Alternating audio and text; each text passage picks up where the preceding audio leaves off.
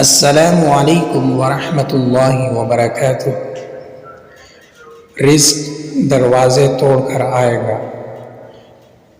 حضور اقدس صلی اللہ علیہ وسلم کا ارشاد گرامی ہے، جو آدمی گھر میں داخل ہوتے وقت 3 باتوں کا اہتمام کرے، رزق اس کے لیے دروازے توڑ کر آئے گا، یعنی کہ کثیر تعداد میں اللہ تعالیٰ اس کو روزی سے نوازے گا۔ نمبر 1، السلام علیکم ورحمۃ اللہ کہہ کر گھر میں داخل ہو، خواہ سامنے کوئی موجود ہو یا نہ ہو۔ دوسرے نمبر پر اس کے بعد 1 مرتبہ سورہ اخلاص پڑھے۔ سورہ اخلاص یہ ہے: بسم اللہ الرحمن الرحیم، قل هو اللہ احد اللہ الصمد لم یلد ولم یولد ولم یکن له کفوا احد۔